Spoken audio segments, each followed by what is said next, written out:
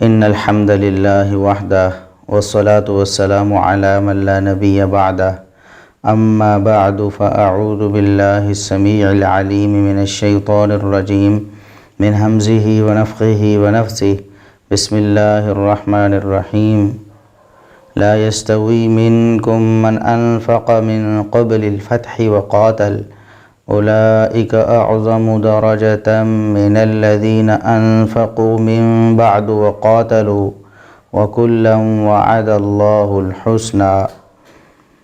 معزز ناظرین اور محترم سامعین، دفاع صحابہ، دفاع سیدنا معاویہ رضی اللہ عنہ سیریز کے ساتھ بندہ ناچیز حافظ ابو یحییٰ ایک دفعہ پھر آپ کی خدمت میں حاضر ہے۔ اللہ رب العزت کا فضل و کرم ہے، بے پایاں احسان ہے، اور ہم اس پر جتنا بھی شکر بجا لائیں کم ہے کہ تھوڑے ہی عرصے میں اللہ رب العزت نے ہماری اس ادنا سی کاوش کو بہت زیادہ پذیرائی نصیب فرمائی ہے۔ بہت سارے لوگ سیدنا معاویہ رضی اللہ عنہ خصوصاً ان کے حوالے سے اور عموماً دوسرے صحابہ کرام کے حوالے سے ان کے دلوں میں جو شبہات کے بیج بوئے جا چکے تھے اور ایک عرصے تک وہ صحابہ کرام سے برزن رہ چکے تھے، وہ اللہ کے فضل و کرم سے واپس پلٹ رہے ہیں، اور یہ محض اللہ کا فضل و کرم ہے، اس میں میرا کوئی کمال نہیں ہے سرے سے۔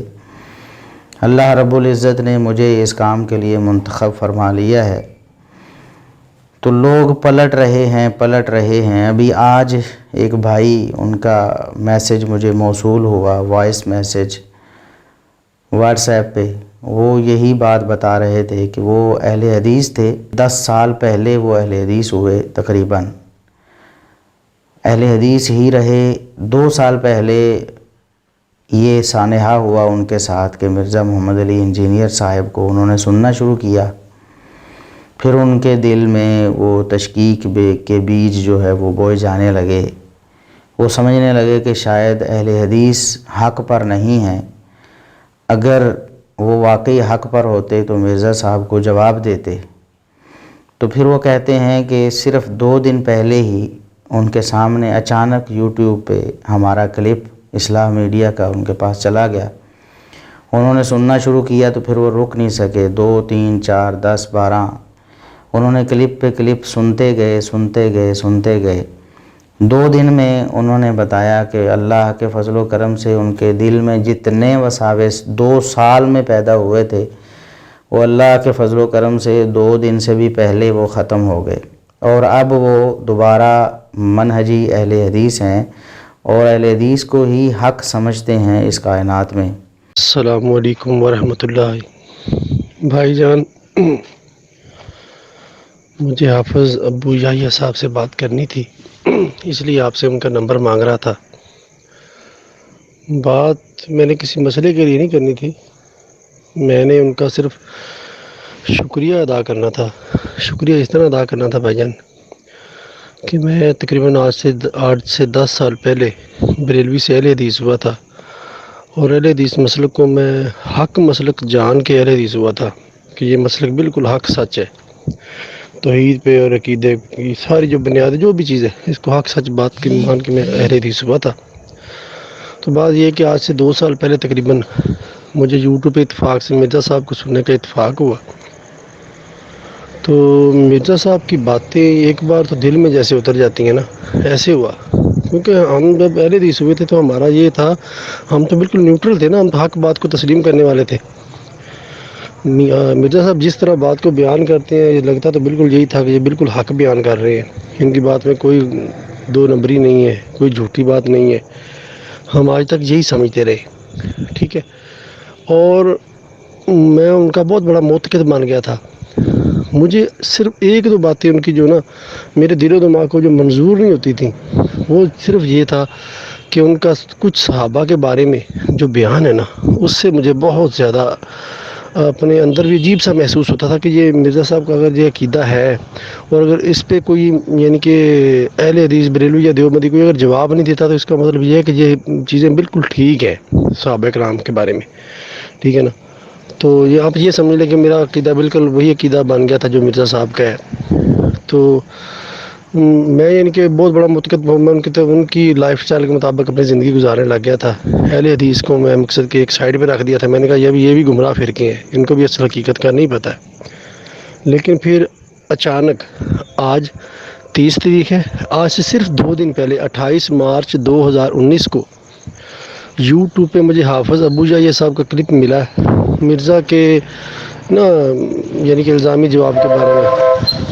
اسی جواب کے پہ میں نے ان کا کلپ سنا تو مجھے رات کے 3 بج گئے۔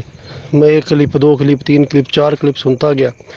جب میں نے سارے کلپ سنے تو مجھ پہ اللہ تعالیٰ نے حقیقت عیاں کر دی کہ بھائی مرزا صاحب بھی جھوٹے ہیں، مرزا صاحب حق پہ نہیں ہے، اہل حدیث علماء ہی حق پہ ہیں۔ وہ اس طرح کے ان کی حدیث میں تحریف، غلط ترجمے جو انہوں نے کیے ہیں اور صحابہ کرام پر الزامات لگائے ہیں، جیسے کہ حضرت معاویہ رضی اللہ تعالیٰ عنہ پر اور مختلف صحابہ کے بارے میں وہ بدگمانی بھی رکھتے ہیں اور بد زبانی بھی استعمال کرتے ہیں۔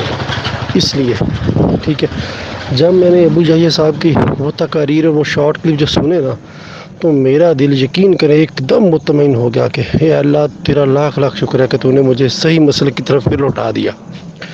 یعنی کہ میرے دل میں جو وہم و گمان تھا وہ بالکل دور ہو گیا اور مجھے یقین ہوگا کہ مرزا صاحب بالکل غلط بات کرتے ہیں، حق پہ نہیں ہے، غلط بیانی سے کام لیتے ہیں اور ان میں شیعت پائی جاتی ہے جس میں کوئی شک نہیں ہے۔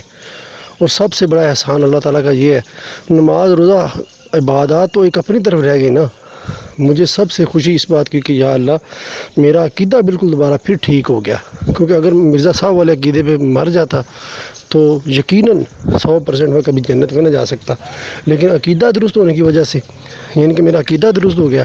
اب چاہے میں نے نماز نہ پڑھی ہو، میری عبادات نہ ہو، لیکن اللہ تعالیٰ مجھ پہ رحم کرتے ہوئے پھر بھی کبھی نہ کبھی تو جنت میں داخل کر ہی دے گا۔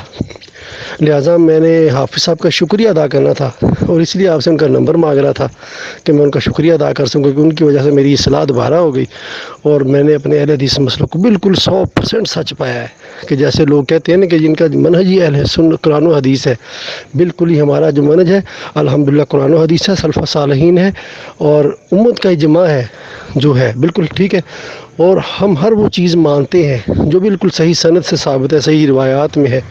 الحمدللہ کا لاکھ لاکھ شکر ہے۔ شکریہ سر، اسی بارے میں بات کرنی تھی۔ جزاک اللہ، اللہ تعالیٰ ان کو خیر جزا عطا فرمائے۔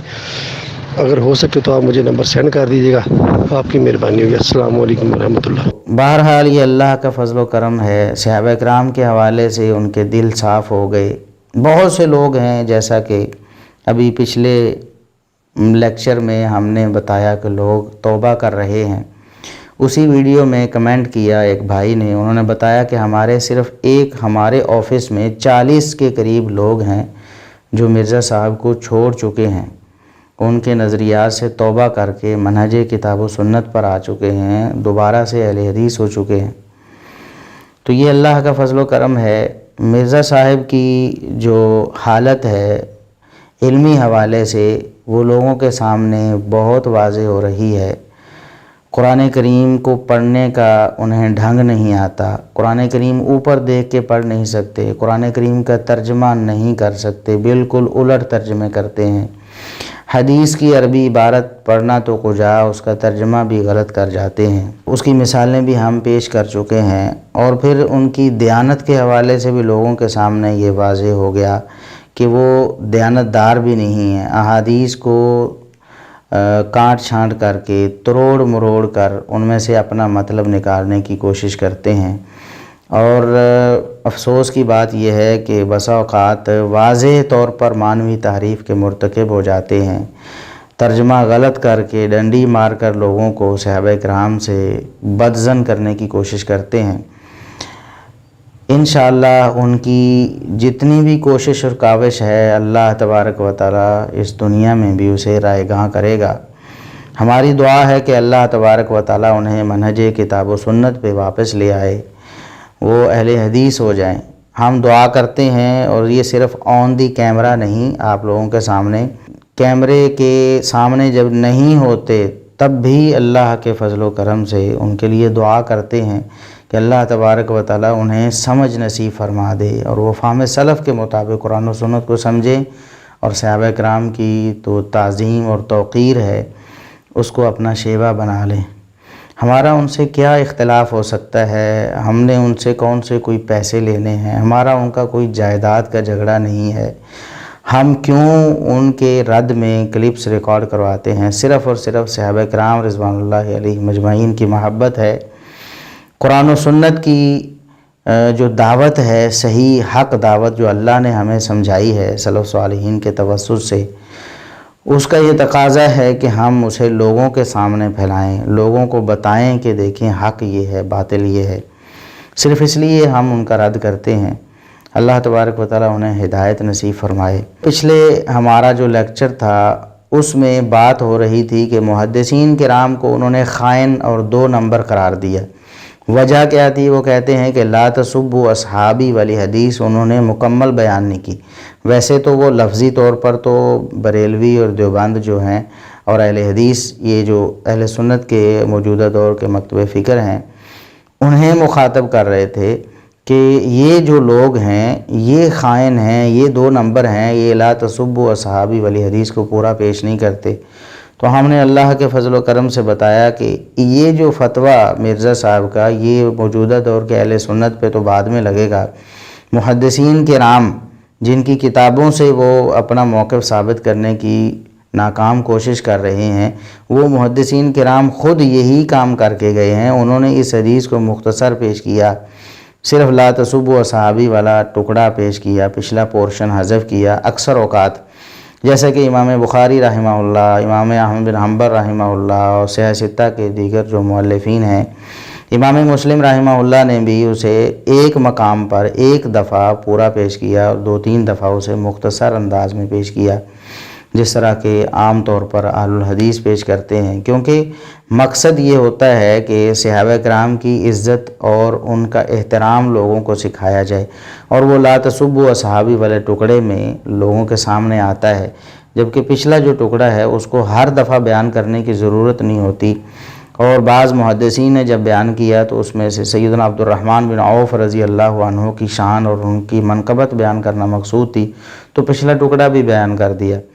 تو بہرحال سارے محدثین کو خائن کہنے والے مرزا صاحب خود کئی مقامات پر اس طرح کر جاتے ہیں کہ پوری حدیث پیش نہیں کرتے، جبکہ جو ان کے مخالفین ہوں گے، ہم ان کے مخالف نہیں ہیں، ہم تو ان کی ہدایت کے طلبگار ہیں۔ ان کے اصل جو مخالف ہیں، جو مطلب 2 انتہائیں ہیں، دوسری انتہا والے جو نواسب ہیں، جو سیدنا علی رضی اللہ عنہ اور اہل بیت سے دل میں نفرت اور بغض رکھتے ہیں، وہ ان کو یہی بلیم کریں گے کہ آپ وہ حدیث پوری پیش نہیں کر رہے، کیونکہ اگر آپ وہ پوری پیش کریں تو ان کے بقول، ناسبیوں کے بقول، ان کا موقف ثابت ہوگا۔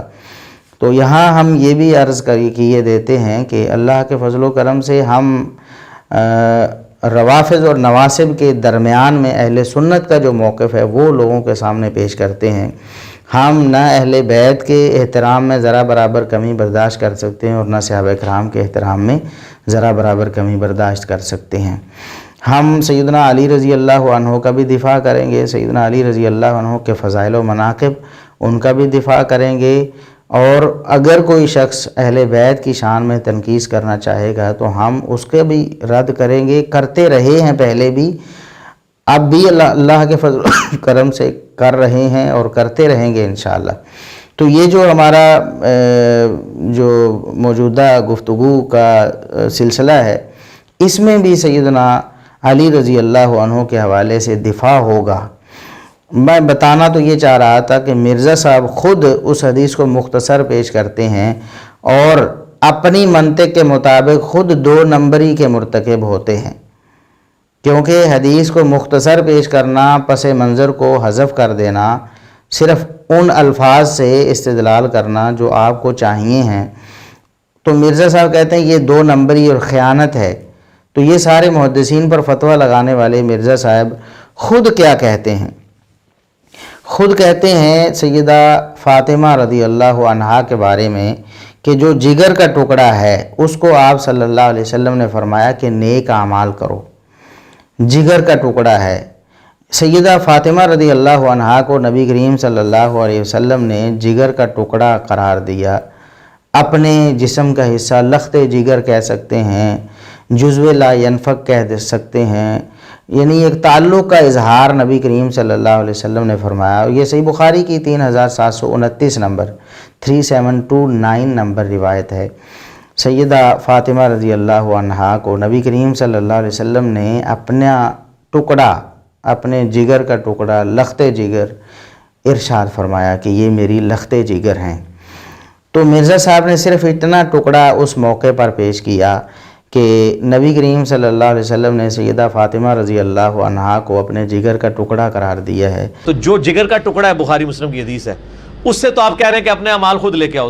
تو مرزا صاحب کیا یہ 2 نمبری نہیں کہ آپ نے پوری حدیث کوٹ نہیں کی، لوگوں کے سامنے نہیں رکھی کہ آپ صلی اللہ علیہ وسلم نے سیدہ فاطمہ رضی اللہ عنہا کو جگر کا ٹکڑا کیوں قرار دیا، کس موقع پر قرار دیا، کس وجہ سے قرار دیا؟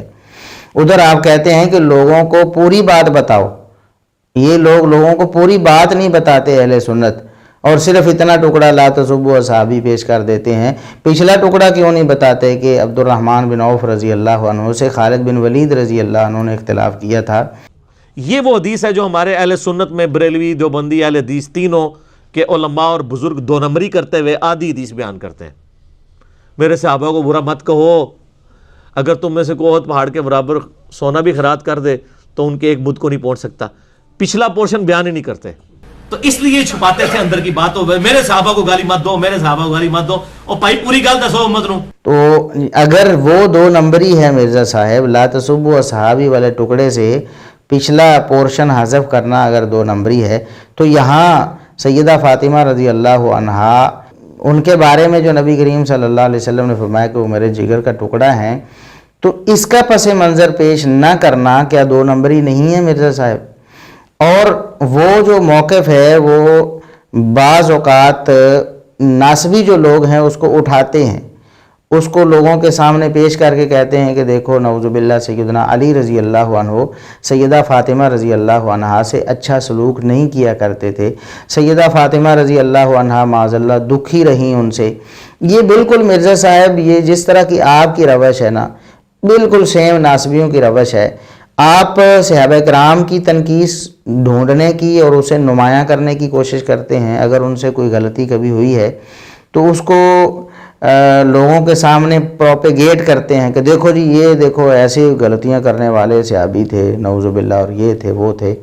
بالکل ناسبیوں کا جو دوسری طرف انداز فکر ہے، وہ کہتے ہیں کہ ان کا موقف یہ ہے کہ سیدنا علی رضی اللہ عنہ یا اہل بیت میں سے کسی سے جو غلطی ہوئی ہے وہ اس کا ڈھنڈورا پیٹتے پھرتے ہیں کہ دیکھو جی علی رضی اللہ عنہ نے ایسے کر دیا، فاطمہ رضی اللہ عنہا نے ایسے کر دیا، حسن و حسین رضی اللہ عنہما نے ایسے کر دیا۔ تو بالکل یہ ایک ہی سکے کے 2 رخ ہیں، کبھی وہ کبھی وہ۔ آپ دیکھیں کہ ناسبی جو ہیں وہ اہل بیت سے اسی طرح کی دشمنی کماتے ہیں جس طرح رافضی صحابہ کرام سے کماتے ہیں۔ مرزا صاحب آپ سیدنا معاویہ رضی اللہ عنہ کے حوالے سے احادیث کو تروڑ مروڑ کر ان سے اپنا مطلب نکالنے کی کوشش کرتے ہیں، انہیں نعوذ باللہ سنت کا مخالف ثابت کرنے کی کوشش کرتے ہیں، انہیں بدعتی بتاتے ہیں نعوذ باللہ، جیسا کہ آگے ہم بیان کرنے والے ہیں۔ انہیں نبی کریم صلی اللہ علیہ وسلم کی سنتوں کا تارک بتاتے ہیں، انہیں اہل بیت کا دشمن بتاتے ہیں وغیرہ وغیرہ۔ تو اسی طرح ناسبی جو ہیں وہ سیدنا علی رضی اللہ عنہ اور اہل بیت کے حوالے سے اس طرح کی کاروائیاں کرتے ہیں، وہ اہل بیت کے خلاف اس طرح کا پروپیگنڈا کرنے کی کوشش کرتے ہیں۔ تو آپ اور ان میں کوئی فرق نہیں ہے۔ یہ جو اہل سنت کا منہج ہے اعتدال والا، دیکھیں معصوم عن الخطا نہ صحابہ کرام تھے نہ اہل بیت ہیں۔ اہل بیت سے بھی غلطی ہو سکتی تھی اور ہوئیں بھی غلطیاں، جیسا کہ اس حدیث میں بھی بات آ رہی ہے۔ تو ان سے غلطیاں ہوئی ہیں، نہ ان کو اچھالنا ہے، نہ ان غلطیوں کی بنا پر ان اہل بیت کے حوالے سے اپنے دل میں کوئی بات رکھنی ہے، اور نہ صحابہ کرام رضوان اللہ علیہ مجمعین کے حوالے سے کوئی دل میں بات رکھنی ہے، یا ان کو برا بھلا کہنا ہے، یا ان کو بدعتی کہنا ہے نعوذ باللہ، یا ان کو مشکوک بنانا ہے، جس طرح آپ سیدنا معاویہ رضی اللہ عنہ اور ان کے ساتھیوں کو بناتے ہیں۔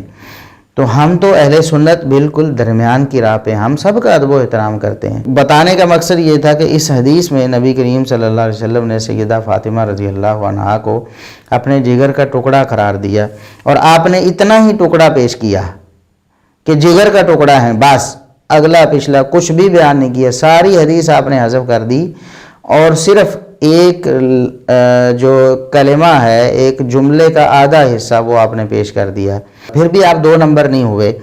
لیکن جب سیدنا معاویہ رضی اللہ عنہ کی بات تھی یا دیگر صحابہ کرام کی بات تھی تو آپ نے اسے کہا کہ یہ خیانت ہے۔ مثال کے طور پر سیدنا معاویہ رضی اللہ عنہ کا کاتب وحی ہونا ثابت ہوتا ہے۔ صحیح مسلم میں بھی حدیث ہے، دلائل النبوہ بہقی میں جو الفاظ ہیں وہ ذرا زیادہ واضح ہیں، وَكَانَ يَكْتُبُ الْوَحْيِ، آپ وحی لکھا کرتے تھے نبی کریم صلی اللہ علیہ وسلم کے پاس۔ تو اتنے الفاظ جب کوٹ کیے گئے تو آپ نے کہا کہ یہ یہودیوں والا طرز عمل ہے، یہ مکاری ہے، یہ دیانتداری کے خلاف ہے، اور یہ پتہ نہیں کیا کیا الفاظ آپ نے بولے، اور سمیت محدثین کرام کے بھی حافظ ذہبی رحمہ اللہ اور دیگر بڑے بڑے کبار محدثین وکانہ یکتب الوحی اتنا ہی ٹکڑا پیش کرتے تھے۔ اور شیخ زبیر رضی رحمہ اللہ جنہیں آپ حق گو عالم دین کہتے ہیں، وہ بھی اتنا ہی ٹکڑا پیش کر گئے کہ وکانہ یکتب الوحی۔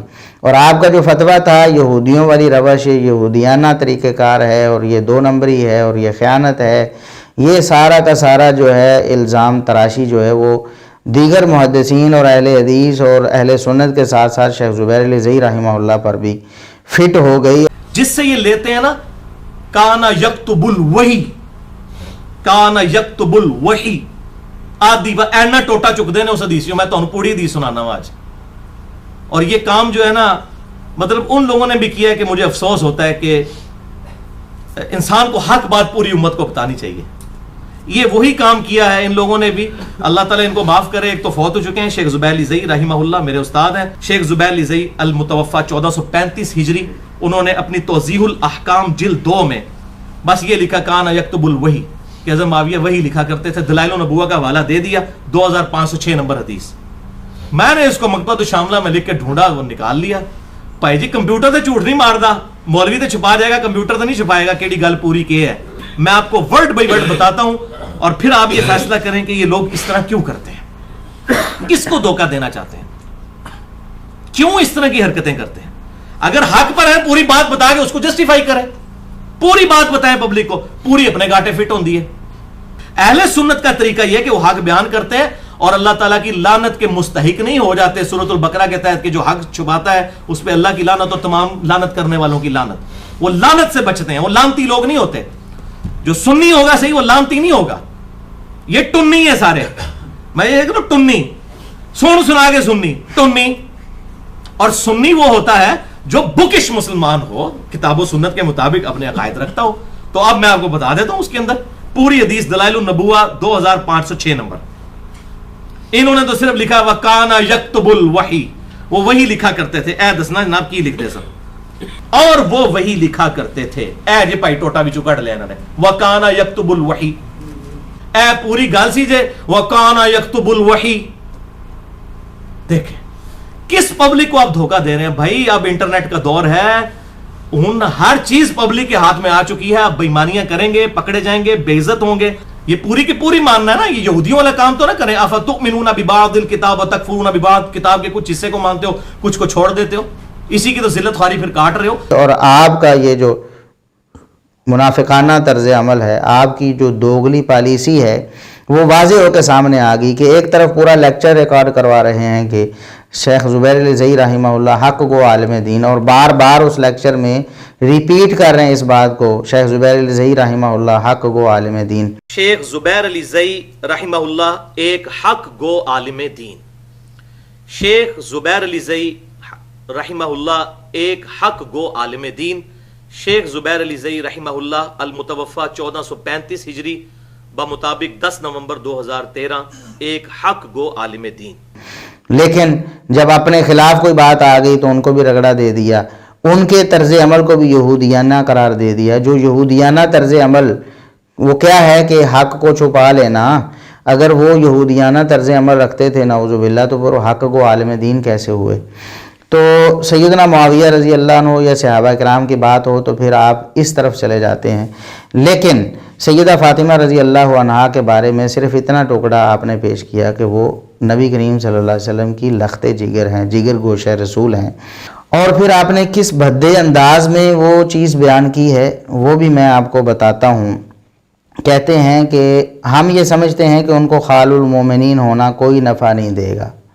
سیدنا معاویہ رضی اللہ عنہ کی بات کر رہے ہیں کہ ان کو خال المومنین ہونا کوئی نفع نہیں دے گا اگر ان کے اعمال درست نہیں ہوں گے تو۔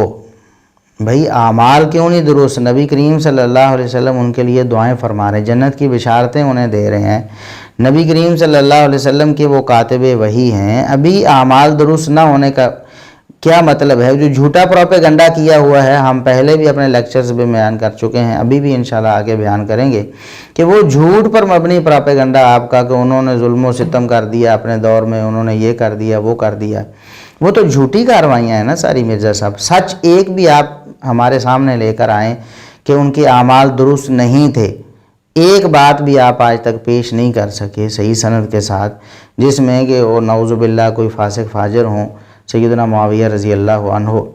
جب ایسا نہیں ہے تو پھر یہ آپ جو الفاظ درمیان میں لگا رہے ہیں کہ اگر ان کے اعمال درست نہیں ہوں گے تو اعمال تو اللہ کے فضل و کرم سے ان کے درست تھے، آپ اپنے اعمال کی فکر کریں اور اپنی آخرت کی فکر بھی کریں۔ کہتے ہیں کہ ان کو خال المومنین ہونا کوئی نفع نہیں دے گا، کہتے ہیں کیونکہ نبی علیہ السلام نے اپنی سگی بیٹی کو کہا کہ لا اغنی عنک من اللہ شیئا، میں اللہ سے آپ کو نہیں چھڑا سکوں گا۔ جو جگر کا ٹکڑا ہے اس کو تو آپ کہہ رہے ہیں اعمال لے کر آؤ، لیکن جو چوتھے محلے کا رشتہ دار ہے، جو چوتھے محلے کا رشتہ دار ہے وہ کدھر رشتہ داری لے کر بیٹھا ہوا ہے کہ اس کو کوئی نفع ہوگا؟ اور ہم یہ سمجھتے ہیں کہ ان کا خال المومنین ہونا ان کو کوئی نفع نہیں دے گا اگر ان کے اعمال درست نہیں ہوں گے، کیونکہ نبی علیہ السلام تو اپنی سگی بیٹی کو کہہ رہے ہیں، بخاری مسلم کی حدیث ہے، اے میری بیٹی فاطمہ اس پہ بت اکڑنا کہ تم اللہ کے نبی کی بیٹی ہو، میرے مال سے جو لینا ہے مجھ سے لے لو، اگر اللہ نے تمہیں پکڑ لیا میں تمہارے کچھ کام نہیں آؤں گا۔ تو جو جگر کا ٹکڑا ہے بخاری مسلم کی حدیث ہے، اس سے تو آپ کہہ رہے ہیں کہ اپنے اعمال خود لے کے آؤ، تو جو چوتھے محلے کا رشتہ دار ہے انڈائریکٹلی وہ کدھر رشتہ داری لے کے بیٹھا ہوا ہے کہ اس سے اس کو نفع ہوگا؟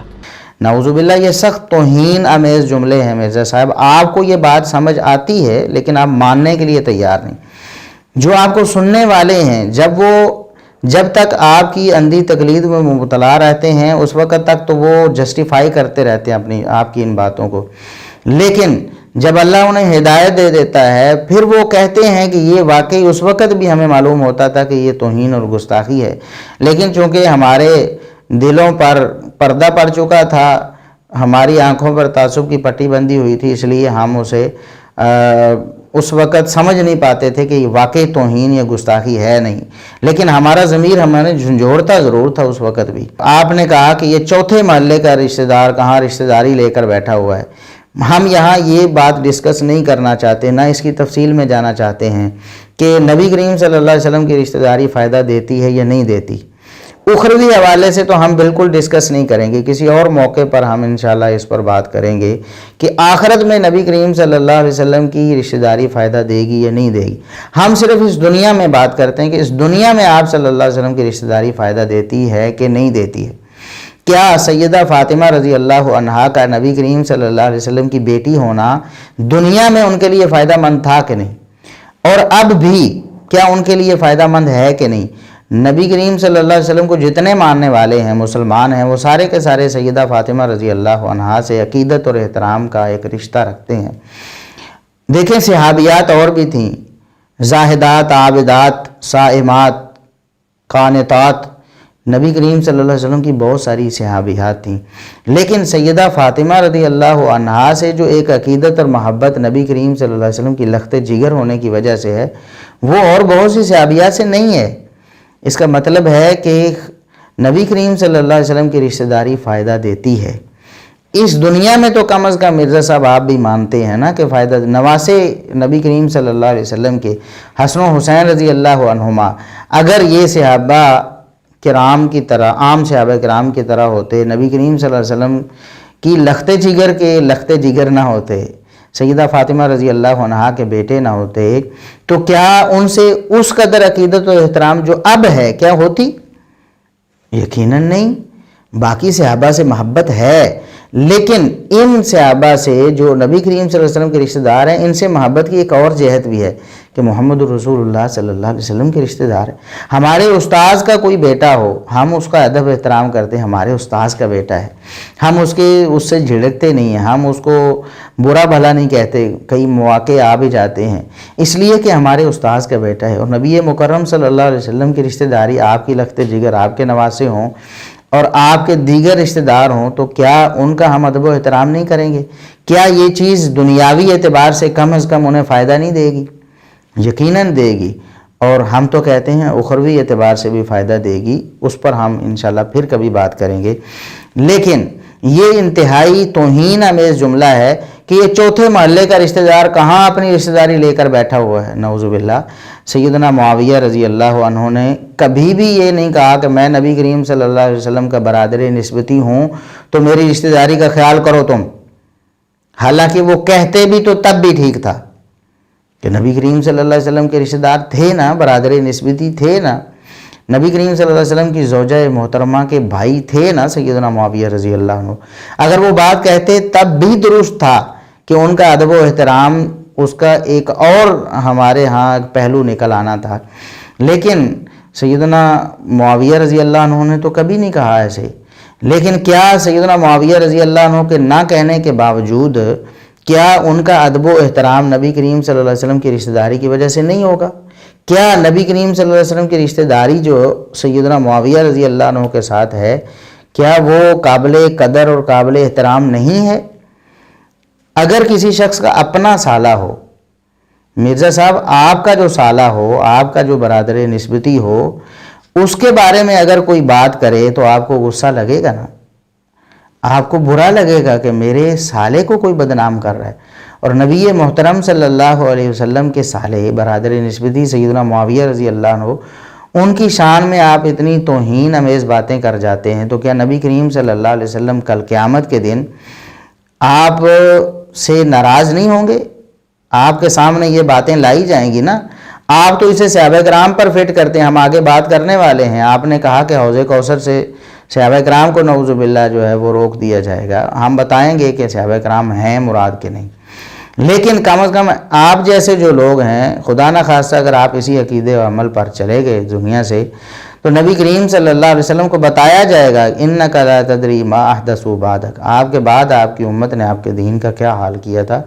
آپ کی رشتہ داری کو معاف نہیں کیا، آپ کے رشتہ داروں کو انہوں نے نعوذ باللہ ان کی توہین و تنقیص کرنے کی کوشش کی دنیا میں، تو کیا آپ صلی اللہ علیہ وسلم راضی ہو جائیں گے؟ آپ کے سالے کو کوئی گالی دے، کوئی برا بلا کہے، کوئی دین کا دشمن کہے، کوئی بدعتی کہے، آپ کو مناسب نہیں لگتا، اگرچہ وہ بدعتی ہو تب بھی آپ کو اچھا نہیں لگتا کہ یار چلو اچھے انداز میں ان کی اصلاح کر دی جائے، ان کو بدعتی کہنا مناسب نہیں ہے۔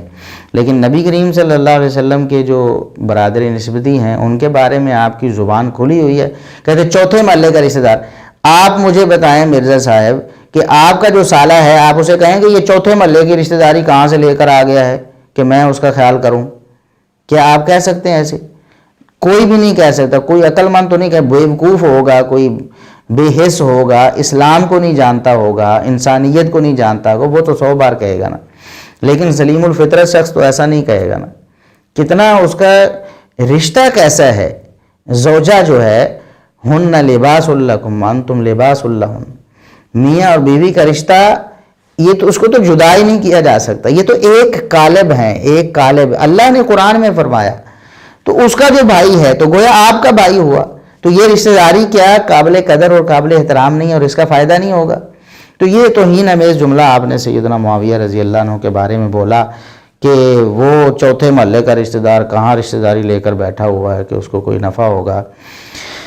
ہم اللہ تبارک و تعالیٰ سے دعا کرتے ہیں، التجا کرتے ہیں کہ اللہ آپ کو ہدایت نصیب فرمائے، اور اگر ہدایت آپ کے نصیب میں نہیں ہے تو اللہ ہی آپ سے نمٹے۔ یہ باتیں ہمارے لیے قابل برداشت نہیں ہیں۔ نبی کریم صلی اللہ علیہ وسلم کے صحابہ کے بارے میں، ہمارے سالے کے بارے میں، ہمارے برادر نسبتی کے بارے میں کوئی بات کرے کوئی تیسرا بندہ، ہمیں دکھ ہوتا ہے اپنی رشتہ داری کا، تو نبی کریم صلی اللہ علیہ وسلم کے برادر نسبتی کے بارے میں کوئی اس طرح کی باتیں کرے تو پھر ہمیں کیوں نہیں دکھ بلولا ہوگا۔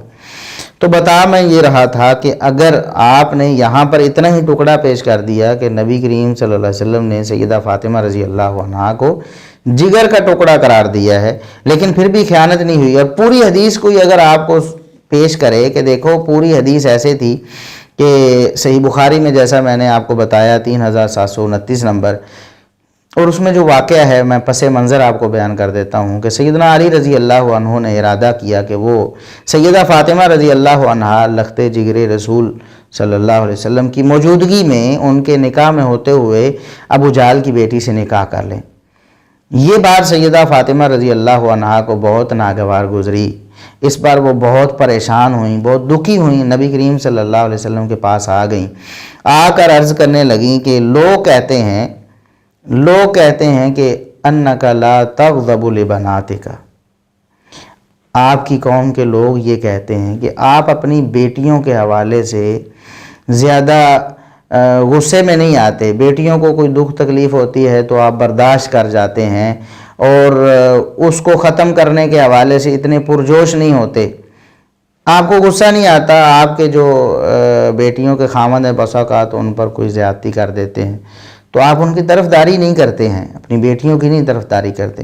اور ایسا کئی دفعہ ہو گیا، میاں بیوی میں کوئی اس طرح کا معاملہ ہو جانا یہ کوئی بڑی بات نہیں ہے۔ اب ناسبی جو ہیں وہ اس بات کو اٹھاتے ہیں، کئی ناسبیوں نے یہ بات لکھی بھی کہ سیدنا علی رضی اللہ عنہ نعوذ باللہ سیدہ فاطمہ رضی اللہ عنہا کو خوش نہیں رکھ سکے، نبی کریم صلی اللہ علیہ وسلم کو دکھ پہنچاتے رہے ان کی بیٹی کو دکھی کر کے، نعوذ باللہ۔ اب دیکھیں یہ بات حدیث میں موجود ہے کہ سیدہ فاطمہ رضی اللہ عنہا کو دکھ ہوا سیدنا علی رضی اللہ عنہ کے اس عمل سے، لیکن اس سے یہ اخذ کر لینا کہ وہ دکھی رکھتے تھے اور ساری عمر دکھی رہیں، یہ خیانت ہے۔ اور اگر سیدنا علی رضی اللہ عنہ نے دکھ دیا بھی ہے سیدہ فاطمہ رضی اللہ عنہا کو تو ہم کون ہوتے ہیں آج کہ ہم کٹہرے میں کھڑے کریں کہ علی رضی اللہ عنہ نے نعوذ باللہ یہ ظلم و ستم کر دیا اور ایسے کر دیا ویسے کر دیا۔ تو بالکل ایسے ہی جیسے کہ آپ کے ماں باپ کے درمیان بھی بسا اوقات اختلافات ہو جاتے ہیں تو آپ کے پاس کوئی اختیار نہیں کہ آپ وہاں کٹہرا لگا کر کھڑے ہوں اور ایک کو کہیں تم غلط اور ایک کو کہو صحیح، حالانکہ پتہ بھی ہوتا ہے اکثر اوقات غلطی کس کی ہے، ادب و احترام کا تقاضا ہے۔ تو صحابہ کرام کے بارے میں، نبی کریم صلی اللہ علیہ وسلم کے رشتہ داروں کے بارے میں اور آپ کے جانثاروں کے بارے میں ہم کیوں کٹہرا لگا کر کھڑے ہو جائیں؟ ہم کہیں کہ یہ دیکھو یہ علی رضی اللہ عنہ کو کس نے حق دیا تھا کہ نبی کی بیٹی کو دکھ پہنچاتا، نعوذ باللہ۔ تو یہ ناسبیوں کا طرز عمل ہوگا، اور بالکل اس کے الٹ رافضیوں کا طرز عمل ہے کہ اگر کسی صحابی سے کوئی خطا ہو جاتی ہے، اور اکثر اوقات تو خطا ہوتی نہیں، جھوٹ بنا کر منسوب کرتے ہیں اور پھر اسی بنا پر صحابہ کو بدنام کرنے کی کوشش کرتے ہیں، اور اگر فی الواقع کسی سے کوئی غلطی ہوئی ہے تو ہمارے پاس کوئی اختیار نہیں کہ ہم اس کی وجہ سے اس صحابی کو مطعون کرنا اور اس کو بدعتی کہنا اور نعوذ باللہ پتہ نہیں ان کی توہین کرنا شروع کر دیں۔ تو یہ بات سمجھنے کے لائق ہے مرزا صاحب، اور ان کے جو معتقدین ابھی تک ان کے معتقد ہیں وہ اس بات پر غور کریں کہ ہمیں کوئی اختیار نہیں۔ تو سیدہ فاطمہ رضی اللہ عنہا نے آ کر کتنے دکھ سے نبی کریم صلی اللہ علیہ وسلم سے عرض کیا کہ آپ اپنی بیٹیوں کے لیے غصے میں نہیں آتے، یہ سارے لوگ کہتے ہیں، تو آج میں بھی اس بات کو مان رہی ہوں۔ یہ دیکھیں آپ کے چچا زاد جو وہذا علی ناکح بنت ابی جہل، یہ علی رضی اللہ عنہ جو ہیں میرے خامند، وہ ابو جہل کی بیٹی سے نکاح کرنے والے ہیں، تو ابھی بھی آپ میری طرفداری نہیں کریں گے، میرے حق میں بولیں گے نہیں، غصے میں نہیں آئیں گے؟ تو نبی کریم صلی اللہ علیہ وسلم کو واقعی غصہ آ گیا، ناراضگی کا اظہار آپ نے فرمایا، وہ اس طرح کہ آپ کھڑے ہوئے خطبہ ارشاد فرمایا آپ صلی اللہ علیہ وسلم نے، اور اس کے بعد فرمایا کہ میں نے ایک کافر سے اپنی بیٹی کا نکاح کیا، ابو العاص بن ربی رضی اللہ عنہ، بعد میں مسلمان ہو گئے، اس وقت کافر تھے۔ تو فرمایا کہ میں نے ابو العاص بن ربی سے اپنی بیٹی کا نکاح کیا، فحدثنی وصدقنی، انہوں نے مجھ سے جو بات کی، جو عہد معاہدہ کیا، بالکل اس کی وفا کی، حالانکہ اس وقت وہ مسلمان بھی نہیں تھے، مسلمان بعد میں ہوئے۔ تو علی رضی اللہ عنہ کو یہ سنانا مقصود تھا کہ علی تم تو میرے چچا کے بیٹے ہو اور تم شروع سے مسلمان ہو، تو تم کیوں میری بیٹی کو دکھ پہنچا کر مجھے غمگین کر رہے ہو؟ بتانا یہی مقصود تھا۔ اور فرمایا وَإِنَّ فَاطِمَةَ بَضْعَةٌ مِّنِّي، فاطمہ میرا ٹکڑا ہیں، وَإِنِّي أَكْرَهُ أَن يَسُوءَهَا، مجھے یہ چیز بالکل پسند نہیں ہے کہ انہیں کوئی دکھ پہنچے، کوئی تکلیف پہنچے.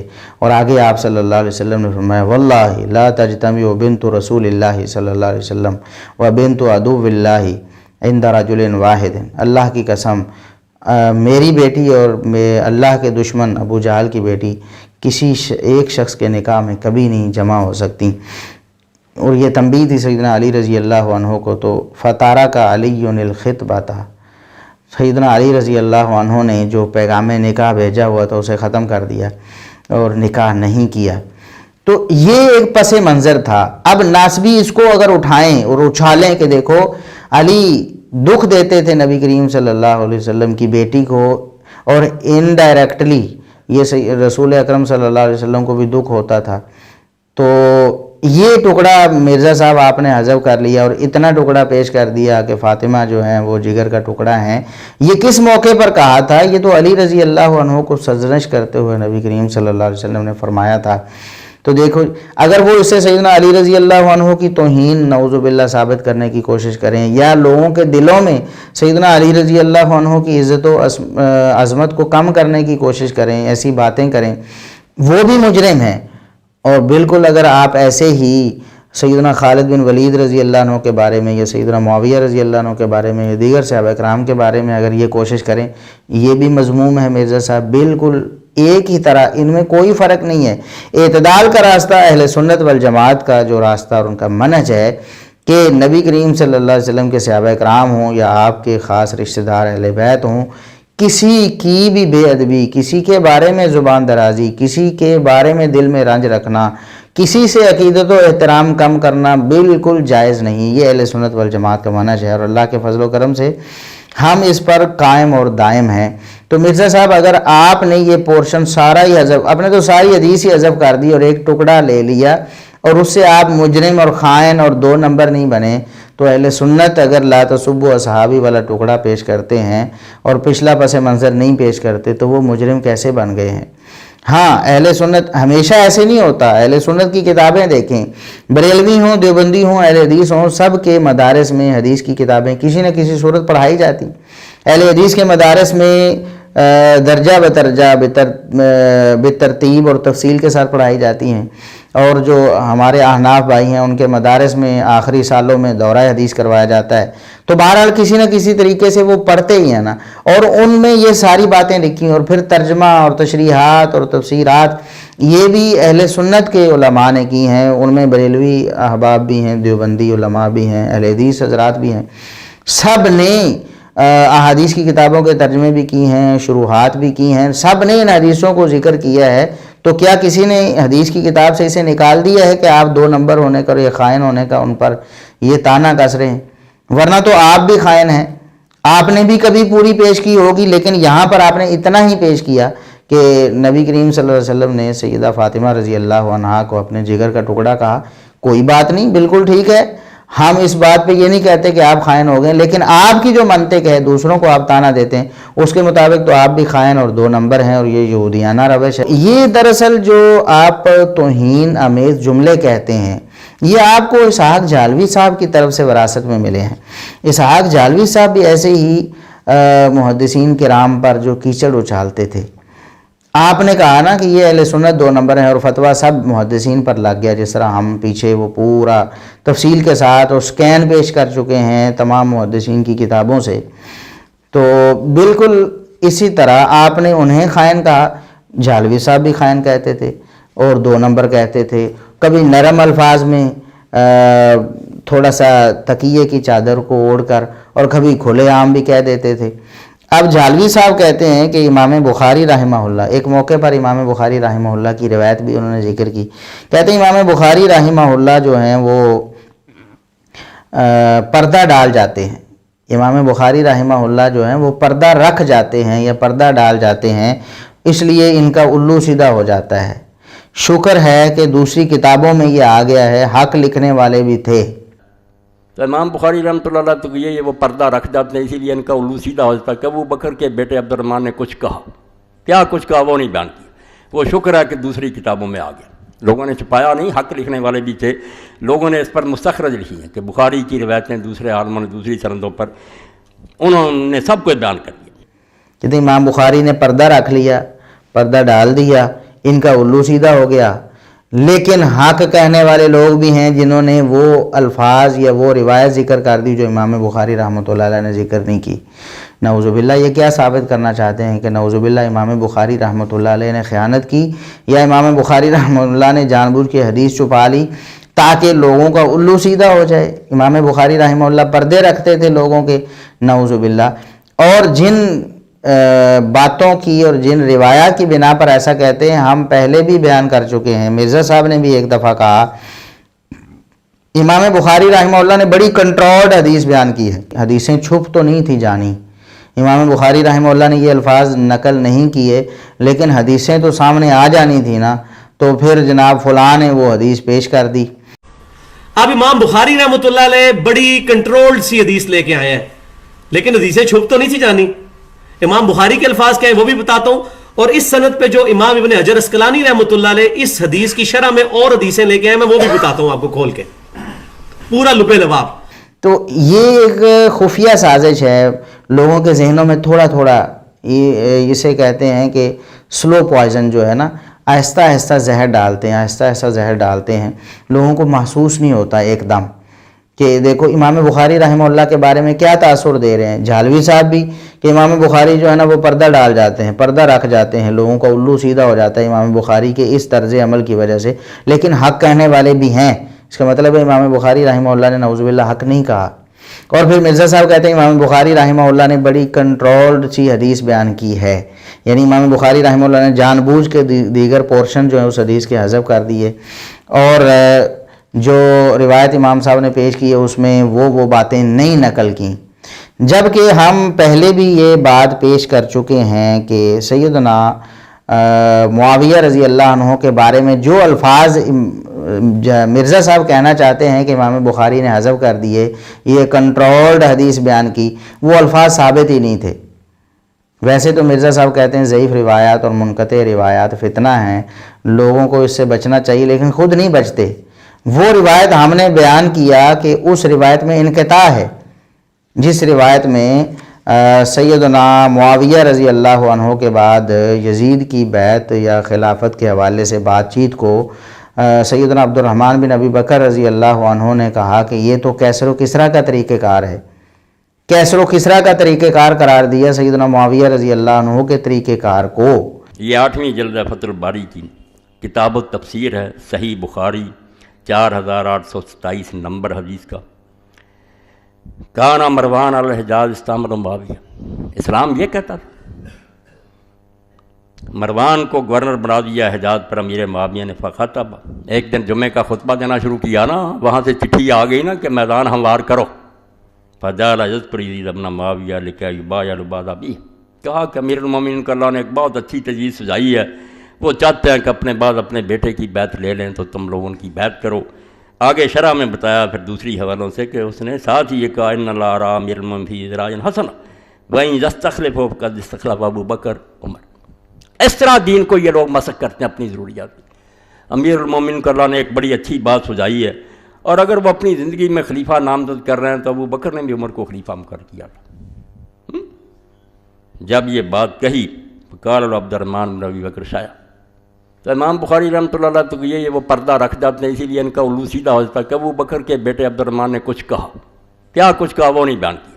وہ شکر ہے کہ دوسری کتابوں میں آ گیا، لوگوں نے چھپایا نہیں، حق لکھنے والے بھی تھے، لوگوں نے اس پر مستخرج لکھی ہیں کہ بخاری کی روایتیں دوسرے عالموں نے دوسری سندوں پر انہوں نے سب کچھ بیان کر دیا۔ جب یہ کہا کہ ابو بکر نے عمر کو بنایا، فقال عبد الرحمن سنت ہرقل و کیسر، جھوٹ بول رہا تو اور تیرا امیر المومنین، یہ کیسر اور کسریٰ کے طریقے، کافر بادشاہوں کا طریقہ کہ ایک مرتا ہے اس کے بعد وہ دوسرے کو بنا لیتے ہیں۔ آج جال تم نے ہرقل لیا، یہ وہ رومی بادشاہ والا کافروں والا دین میں چالو کرنا چاہتے ہو نظام، تو با یہ ان بنائے کہ اپنے بعد بیٹوں کو دائرہ جائیداد، اور بعد میں تو پھر یہ بھی نہ رہا کہ چلو زندگی میں کسی سے پوچھ لو، پھر آٹومیٹک ہی بیٹا بنتا رہا، وہ بچہ ہو یا عورت ہو بن جاتے رہے۔ تو آپ نے فرمایا ان ابا بکر واللہ ما جعل فی احد من ولدہ ولا فی اہل بیتہ، لہٰذا ابو بکر کی مثال، اس نے اپنے بیٹوں میں سے کسی کو بنایا، اپنے خاندان میں سے کسی کو بنایا، وما جعل معاویہ اللہ کرامۃ لولدہ، بیٹے کو دے رہا اور حوالہ ابو بکر کا دے رہا, جھوٹ بولتا. امام بخاری یہ لے کر آئے ہیں, امام بخاری رحمۃ اللہ علیہ یہ بات لے کر آئے ہیں کہ مروان بن حکم نے جب یزید کے فضائل بیان کرنے شروع کیے تو حضرت عبد الرحمن بن ابی بکر جو ابو بکر صدیق کے بیٹے تھے وہ کھڑے ہو گئے, انہوں نے اعتراضاً کوئی بات کر دی وہاں پہ. لیکن اس کے دوران جو باتیں وہ کیا ہوئی, کیا اعتراضاً بات کی تھی, وہ کیا ہوا کہ یزید بن معاویہ کا نام جب لیا تو مروان بن حکم نے کہا کہ اللہ تعالیٰ نے امیر المومنین سیدنا معاویہ رضی اللہ تعالیٰ عنہ کو ایک بات سجھائی ہے, وہ چاہتے ہیں کہ مسلمانوں کے وسیع تر مفاد میں اپنی زندگی میں اپنا ایک جانشین بنا دیں, اور یزید بن معاویہ کو انہوں نے سلیکٹ کیا ہے اپنے بیٹے کو. اب ظاہر ہے سامنے صحابہ بیٹھے ہوئے تھے, وہ سنتے تھے یہ بات, اور ساتھ ہی اس نے کہہ دیا جیسا کہ ابو بکر نے مرتے مرتے حضرت عمر کو خلیفہ بنایا تھا تو حضرت امیر معاویہ بھی چاہتے ہیں کہ اپنے بیٹے یزید کو خلیفہ بنا دیں. تو اس پہ حضرت ابو بکر صدیق کا بیٹا کھڑا ہو گیا, اس نے کہا بکواس بند کر, یہ ابو بکر کی سنت نہیں ہے, یہ کیسر و کسرہ کی سنت ہے اپنے بیٹوں کو اپنی خلافت پہ نامزد کرنا. یہ بات ہوئی تھی جو امام بخاری لے کے اعتراضاً کچھ کہا, اور باقی کتابوں میں یہ موجود ہے. انہوں نے کہا ہاں تیرے بارے میں اللہ کے نبی نے فرمایا تھا جب تو اپنے باپ کی پشت میں تھا کہ مروان پہ لعنت, اس کی اولاد پہ لعنت, حکم پہ لعنت, اس کی اولاد پہ لعنت, تو اسی کا بیٹا ہے نا. ابن حجر اسقلانی نے انصاف کیا, لے آئے. ٹھیک ہے, یہ پوری پھر حدیث سنن نسائی الکبریٰ میں بھی مستدل حاکم میں ملتی ہے. جیسا کہ ابو بکر نے بھی تو عمر کو کیا تھا, بھئی عمر کو ابو بکر کا بیٹا تھا, دیکھو کڈی بڑی کہانی کرائی, کہانیاں ادو بھی لوگ کراندے سن. تو وہاں پہ حضرت ابو بکر کا بیٹا کھڑا ہو گیا عبد الرحمن بن ابی بکر, اس نے کہا سیدھی طرح کیوں نہیں کہتا کہ تیرا امیر المومنین کیسر و کسرا کی طریقے پہ عمل کرنا چاہتا ہے, ابو بکر اور عمر کے طریقے پہ نہیں. یہ کیسر و کسرا کا طریقہ ہے کہ باپ مرے اور بیٹا حاکم بن جائے. وہ جو الفاظ ہیں وہ منقطع روایت ہے, محمد بن زیاد کا سیدہ عائشہ رضی اللہ عنہا سے سماع ثابت نہیں ہے. اب جب ایک منقطع روایت اور جو ضعیف روایت ہے جو کہ السنن الکبریٰ نسائی میں 11427 نمبر پہ اور مستدرک حاکم میں 8483 نمبر پہ موجود ہے, تو وہ محمد بن زیاد کے سیدہ عائشہ رضی اللہ عنہا سے سماع نہ ہونے کی وجہ سے وہ روایت مردود ہے, ضعیف ہے, منقطع ہے, غیر ثابت ہے. اگر امام بخاری رحمہ اللہ نے اس غیر ثابت ٹکڑے کو پیش نہیں کیا جو آپ کے باطل عقیدے کا جو ہے نا وہ ایک ستون بن رہا ہے, اسی پر آپ کی بنیاد اور آپ بار بار اسے بیان کرتے ہیں, تو امام بخاری رحمہ اللہ پر اعتراض کس چیز کا؟ امام بخاری رحمہ اللہ نے تو امت پر احسان کیا ہے کہ ضعیف روایت ایک ضعیف ٹکڑا تھا اسے پیش نہیں کیا. آپ کا مقصد یہ تھا کہ امام بخاری رحمہ اللہ ضعیف روایتوں کو بھی اپنی صحیح میں صحیح کہہ جاتے. یہ کیسے ہو سکتا تھا؟ امام بخاری رحمہ اللہ اگر ایسا کر بھی جاتے تب بھی کبھی بھی یہ ایسا نہیں ہو سکتا تھا کہ پوری امت جو ہے نا وہ اس پر اتفاق کر لیتی صحت کا. علماء بیان کر دیتے کہ دیکھیں فلاں روایت جو ہے اس میں انقطاع ہے, لہٰذا وہ صحیح نہیں ہے. یہ روایت, یہ ٹکڑا امام صاحب نے اسی لیے پیش نہیں کیا کہ یہ تو ضعیف تھا. اور مرزا صاحب آپ بھی خدا کا خوف کریں, لوگوں کو پمفلٹ لکھ کے دیتے ہیں کہ اور اس کے سرے ورق پہ یہ لکھتے ہیں دھوکہ دینے کے لیے کہ صرف صحیح الاسناد احادیث, صرف صحیح الاسناد احادیث, ضعیف روایات سے کہ فتنے سے بچو جی. تو یہ فتنہ خود آپ نے ڈال دیا امت میں.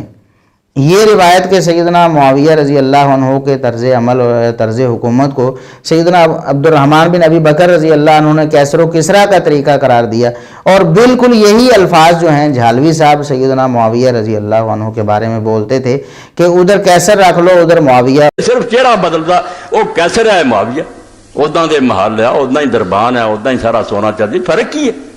کچھ اس تو بعد دیا جنگاں کوئی اسلامی جنگاں نہیں, انہوں جڑا جہاد ہونا دین دے دیہات نو بدنام کرتا. یہ لٹیرا پانا کہ لوگوں دے خزانے کھود ملک لٹو. یہ جدو دا دور آ گیا انہوں نے فتوحات بڑی ہوئی, جڑا جرم ملا انہوں خوبی بنا دے. اگر ملک ہی کھونے کو فتوح بہت نیکی ہے, ہلاکو کھانے تھوڑے کھوئے. چنگیز نے دنیا فتح کی, سکندر آ گیا تو ملک پہ. دین گناہ ہے کسی دا ملک کھونا. نعوذ باللہ. غیر مسلم اور کافر اللہ کے دشمن جو تھے ان کے ساتھ سیدنا معاویہ رضی اللہ عنہ کو ملانے کے لیے دلیل کیا ہے؟ یہ ضعیف روایت, یہ منقطع روایت. اور آپ دھڑلے سے ابھی تک بیان کرتے ہیں مرزا صاحب, کیا آپ رجوع کریں گے؟ کیا آپ توبہ کریں گے اس بات سے کہ میں سیدنا معاویہ رضی اللہ عنہ پر ایک جھوٹا الزام لگاتا تھا اس ضعیف روایت کی بنا پر, میں توبہ کرتا ہوں, یہ تو ضعیف روایت مجھے معلوم ہو گیا. کوئی بات نہیں, آپ کو نہیں معلوم تھا تو اب معلوم ہو گیا نا, آپ توبہ کر لیں, آپ رجوع کر لیں. لوگوں کو بتائیں، حق بتائیں. حق گوئی یہ ہوتی ہے نا مرزا صاحب. یہ کون سی حق گوئی آپ کرتے ہیں؟ آپ کو پتہ ہے کہ روایت ضعیف ہے، پھر بھی بیان کرتے چلے جاتے ہیں، پھر بھی آپ کے پمفلٹ میں موجود ہے، پھر بھی آپ کی ویڈیوز آپ کے لیکچرز میں موجود ہے، آپ اس سے رجوع کرنے کے لیے تیار نہیں. حق گوئی کہاں سے آئی مرزا صاحب؟ تو بہرحال یہ جو ایک ضعیف روایت تھی، اس کی بنا پر امام بخاری رحمہ اللہ پر بھی تان کرنے کی کوشش کی آپ نے. جہلوی صاحب نے بھی کئی موقعوں پر امام بخاری رحمہ اللہ پر طنز کیا. آپ نے بھی کہا امام بخاری رحمہ اللہ نے بڑی کنٹرول سی حدیث بیان کی، حدیثیں چھپ تو نہیں تھی جانی جی، اور یہ دیکھیں جی وہ حق بیان کر دیا فلاں فلاں نے. یہ وہ حق تھا مرزا صاحب جس کو آپ حق کہہ رہے ہیں، وہ روایت ہی ضعیف ہے. اب آپ کو پتہ چل گیا، ہم انتظار کریں گے کہ اب آپ کیا کرتے ہیں. تو یہ ایک ضعیف جو روایت تھی، اس روایت کی بنا پر مرزا صاحب نے سیدنا معاویہ رضی اللہ عنہ کو، پرویز مشرف جو ڈکٹیٹر تھا، ایک مذموم شخصیت مسلمانوں کے ہاں، خصوصاً پاکستان کے جو مسلمان ہیں ان کے ہاں، اس سے ملا دیا انہوں نے. کہتے ہیں کہ وہ جو ایک ڈکٹیٹر تھا نا پرویز مشرف، اس کے الفاظ کہتے ہیں یہ بالکل معاویہ رضی اللہ عنہ نے یہی معاملہ کیا، نعوذ باللہ.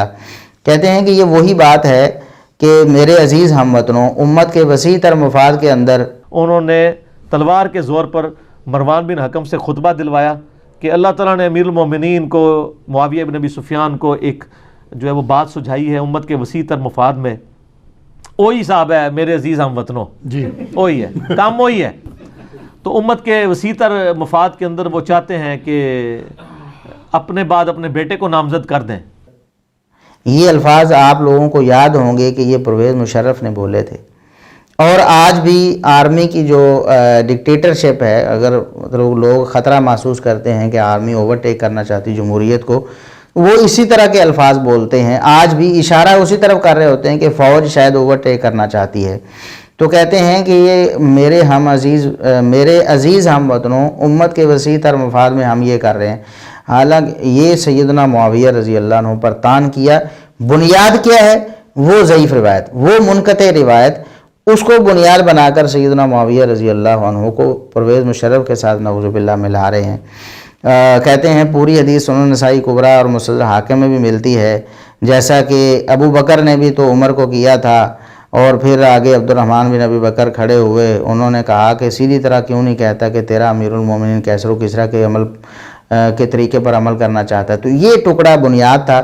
یہ ہم نے اللہ کے فضل و کرم سے پہلے بھی آپ کو بتایا تھا مرزا صاحب، اب بھی بتا رہے ہیں، یہ روایت ثابت نہیں ہے. اب آپ کے جو سننے والے ہیں یا آپ کو جو ماننے والے آپ کے فالورز ہیں، وہ آپ سے مطالبہ کریں، حق یہی بنتا ہے کہ وہ مطالبہ کریں کہ دیکھیں ایک اتنا بڑا گھناؤنا الزام کیسر و کسریٰ ہونے کا یا ان کی طرز بادشاہت کا جو سیدنا معاویہ پر آپ نے لگایا، وہ ثابت نہیں ہوا، وہ غیر ثابت ہو گیا، سند منقطع ہو گئی.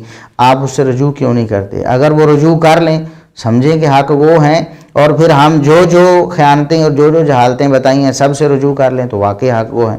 لیکن اگر وہ اپنی بات پہ ڈٹے رہتے ہیں، رجوع بھی نہیں کرتے، ریکارڈ بھی نہیں کرواتے، لوگوں کو بھی نہیں بتاتے، تو اس کا سیدھا سا مطلب ہے کہ مرزا صاحب خیانت سے کام لیتے ہیں، وہ حق گوئی نہیں کرتے ہیں بالکل بھی. تو مرزا صاحب جسے فتنہ کہتے تھے، وہی ضعیف روایات انہوں نے لوگوں کے سامنے پیش کی ہیں، انہیں سے اپنا موقف ثابت کیا ہے، پھر بھی اپنے آپ کو کیسے وہ حق گو کہتے ہیں. پھر وہ کہتے ہیں کہ وہ کیوں بیان نہیں کرتے. کہتے ہیں کہ لا تسبوا اصحابی والا جو ٹکڑا ہے، یہ اہل سنت بیان کرتے ہیں، پچھلا پورشن بیان کیوں نہیں کرتے کہ خالد بن ولید رضی اللہ عنہ نے سیدنا عبد الرحمن بن عوف رضی اللہ عنہ کے حوالے سے کوئی نزیبہ بات کی تو آپ نے فرمایا بھی میرے صحابہ کو برا نہ کہو. تو کہتے ہیں کہ یہ ٹکڑا کیوں بیان نہیں کرتے؟ اس لیے انہیں پتہ ہے کہ حضرت معاویہ کے دور میں حضرت علی پہ ممبروں پر سب و شتم ہوتا تھا. تو کسی کے دماغ میں یہ بات نہ آ جائے کہ یہ تو اولین صحابہ کو کہا گیا کہ میرے سینئر صحابہ کو گالیاں نہیں نکالنی.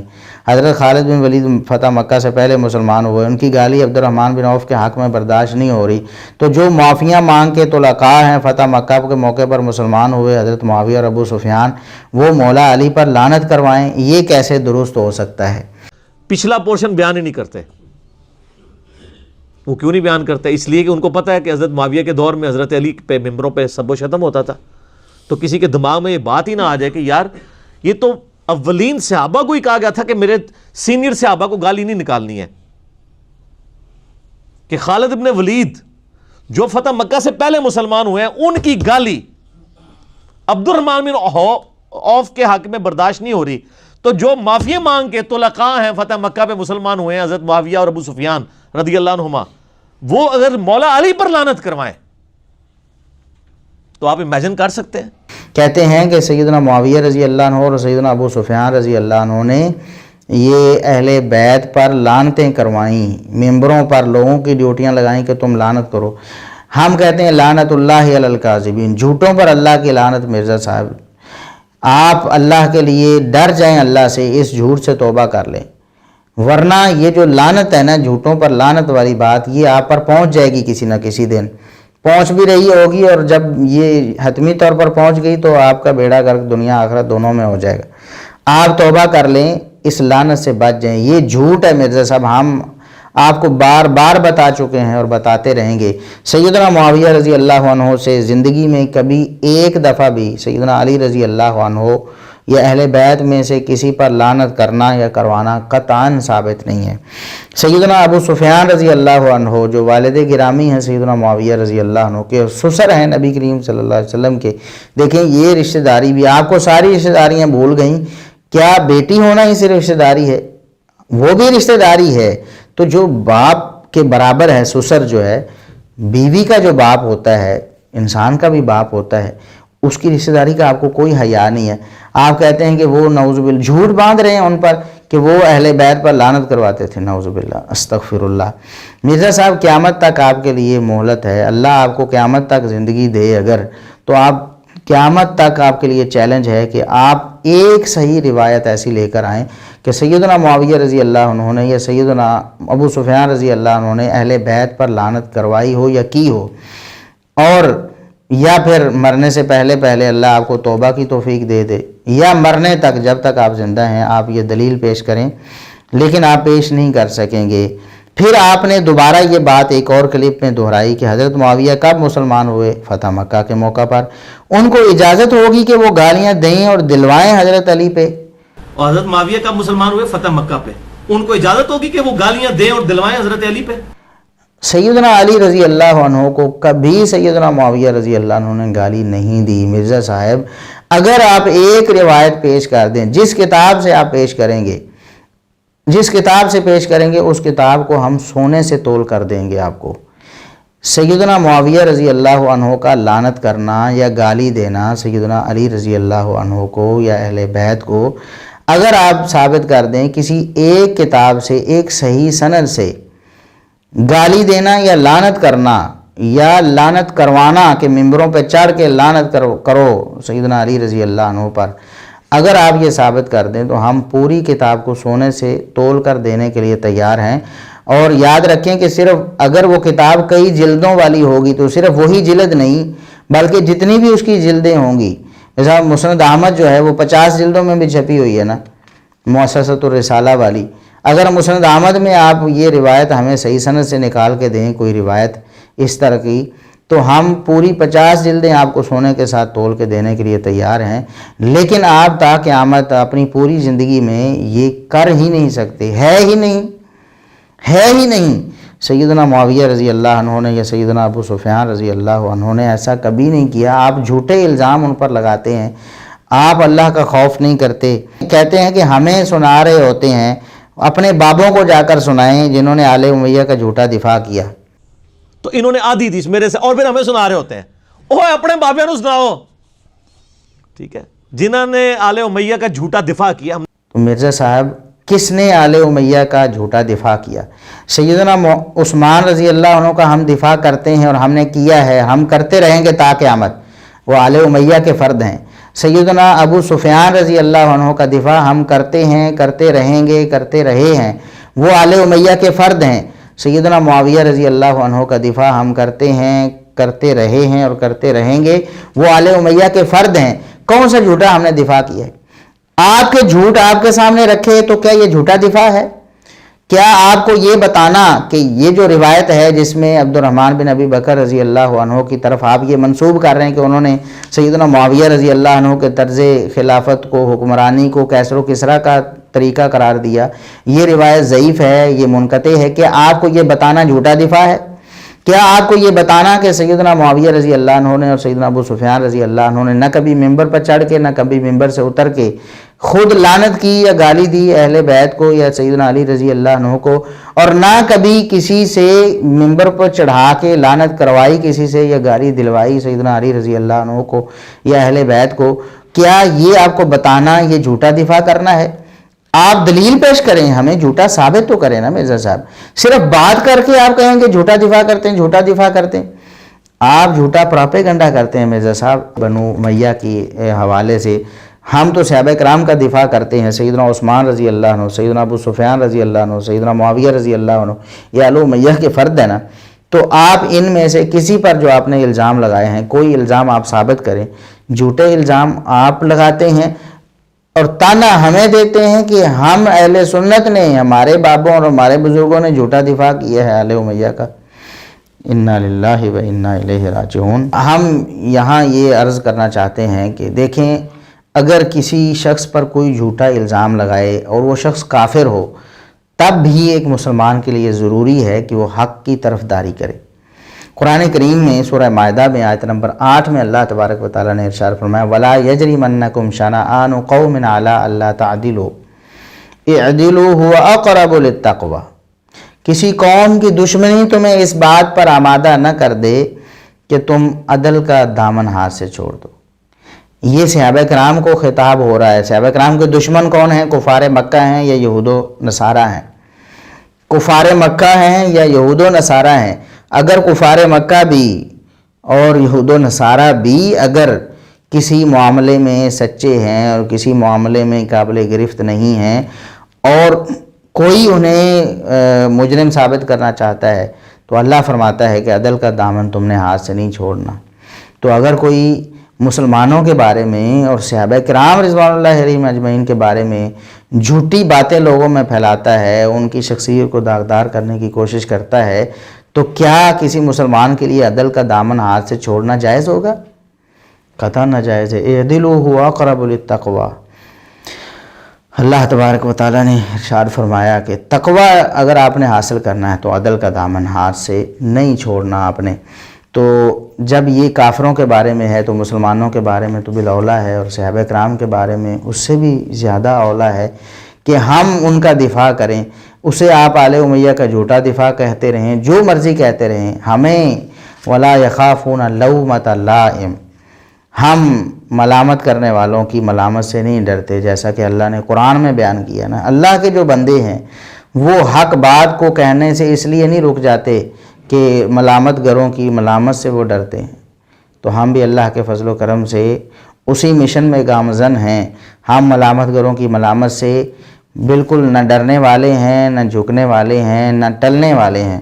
ہم آل امیہ کا، صحابہ کرام کا دفاع کرتے رہیں گے۔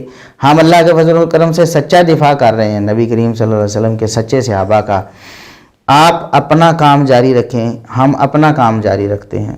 جیسا کہ قرآن کریم میں اللہ تبارک و تعالیٰ نے ایک نبی کی زبانی کافروں کو یہ خطاب کروایا کہ اعملوا، تم عمل کرو، ہم بھی عمل کرنے والے ہیں۔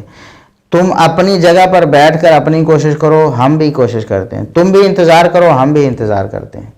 مرزا صاحب، ہم تو اس بات کے طلبگار ہیں، ہماری یہ تمنا اور خواہش ہے کہ آپ سیدھے راستے پہ آ جائیں، اور اگر آپ نہیں آتے پھر انتظار کرنے قیامت کے دن کا۔ ہم بھی انتظار کرتے ہیں، حق اور سچ کھل کر لوگوں کے سامنے آ جائے گا۔ آپ کے سامنے اب بھی ہے بہت سا، قیامت کے دن بالکل عیاں ہو کر آ جائے گا کون سچا ہے، کون جھوٹا دفاع کرتا ہے، کون سچا دفاع کرتا ہے، کون جھوٹے الزامات لگاتا ہے۔ یہ اللہ تبارک و تعالیٰ کے دربار میں فیصلے ہو جائیں گے۔